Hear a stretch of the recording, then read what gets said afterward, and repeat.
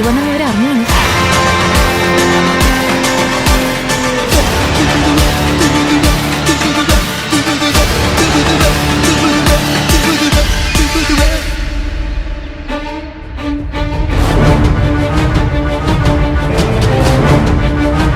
എന്താ ആത്മജ തമ്പുരാട്ടി തുറച്ചു നോക്കുന്ന? എന്നെ നോക്കി ദഹിപ്പിക്കാൻ വല്ല ഉദ്ദേശമുണ്ടോ?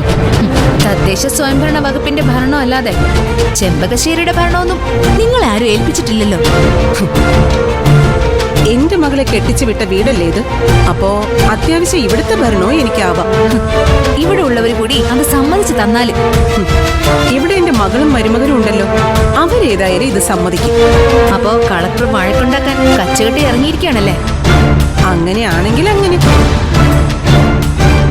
നീയും ആ വേലക്കാരിയും ചേർന്ന് ഇവിടെ എന്റെ മോളോട് കാണിക്കുന്ന പോരൊന്നും ഞാൻ അറിയാത്തോണ്ടല്ല മിണ്ടാതിരുന്നത്. പോട്ടെ പോട്ടെ എന്ന് വിചാരിച്ച് ക്ഷമിക്കുന്നതുകൊണ്ടാ. ഉള്ളതും ഇല്ലാത്തതും എല്ലാം അവള് വിളിച്ചു പറയുന്നുണ്ടാവും അല്ലേ?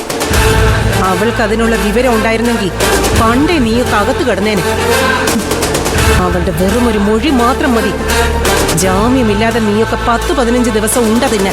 ഞങ്ങൾ നിങ്ങളുടെ മോളോട് എന്ത് ചെയ്തെന്നാ കളക്ടർ പറയുന്നേ? ആഹാ, കൂട്ടുപ്രതി ഇവിടെ ഉണ്ടായിരുന്നു. പിന്നെ ഞാൻ എവിടെ പാനാ? ഞാനേ ചെമ്പകശ്ശേരി ഗോമതിയാ. ഒരുപാട് അങ്ങ് ചിരിക്കണ്ട. കഥ ഇവിടെ ആകെ മാറി മറിഞ്ഞിരിക്കുക. അറിഞ്ഞില്ലേ ഇവിടുത്തെ പുതിയ വിശേഷങ്ങളൊക്കെ? ലച്ചു എന്ന് ഞങ്ങൾ ഓമനപ്പേരിട്ട് വിളിക്കുന്ന മഹാലക്ഷ്മി ഇവിടെ ലാൻഡ് ചെയ്ത് കഴിഞ്ഞു. ചെമ്പകശ്ശേരിയിലെ മഹാലക്ഷ്മി, ചെമ്പകശ്ശേരിയിലെ ഉമാദത്ത സാറിന്റെ ഒരേ ഒരു പെങ്ങൾ, ചെമ്പകശ്ശേരി ആദിത്യന്റെ ഒരേ ഒരു ഫ്രണ്ട്, ഈ വീടിന്റെ നിലവിളക്ക്. ഇനി ഇവിടെ എന്തൊക്കെയാ സംഭവിക്കാൻ പോകുന്നെന്ന് കളക്ടർ കാത്തിരുന്ന് കണ്ടു. ഞെട്ടണ്ട. എല്ലാ ഞെട്ടലും കൂടി ഒന്നിച്ച് ഞെട്ടിയാലേ പിന്നെ ഞെട്ടല് ബാക്കിയുണ്ടാവില്ല.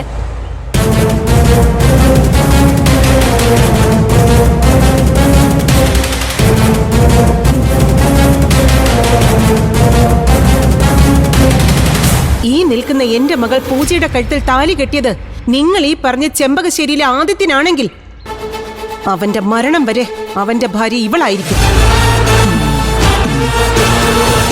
എന്റെ മകളുടെ താലി ഏർക്കാൻ ഇവിടെ ആർക്കെങ്കിലും എന്തെങ്കിലും ആഗ്രഹം ഉണ്ടെങ്കിൽ ആ കൈ വെട്ടാനുള്ള തന്റെ ഇടവും സ്വാധീനവും ഈ മായാലക്ഷ്മി IAS-നുണ്ട്. ആർക്കെങ്കിലും സംശയം ഉണ്ടെങ്കിൽ പരീക്ഷിച്ച് നോക്കാം.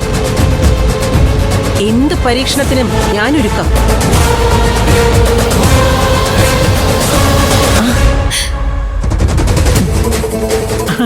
അല്ല, മായമോള് വന്നിട്ട് ഒരുപാട് നേരം ആയോ? ഇല്ലമ്മേ, ഞാനിപ്പോ വന്നേ ഉള്ളൂ. ഞാൻ പൂജാമുറിയിലായിരുന്നു. എന്താ ഇവിടെ തന്നെ നിന്നത്? അല്ല, ഞങ്ങൾ ഓരോരോ വിശേഷങ്ങൾ പറഞ്ഞങ്ങ് നിന്ന് പോയി. മോളെ, അമ്മയെ വിളിച്ചകത്തേക്ക് കൊണ്ടോ.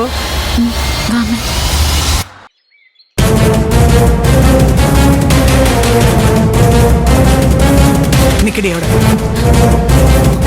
മായ അവരുടെ മാന്യത വിട്ടൊന്നും പറഞ്ഞില്ല. പക്ഷെ ഇവിടെ നടന്നതും നടക്കുന്നതും ഒക്കെ എനിക്കറിയാം. വെറുതെ 24 മണിക്കൂറും ദൈവത്തെ വിളിക്കുന്നതിന്റെ ഫലം നിങ്ങളായിട്ട് കളയരുത്.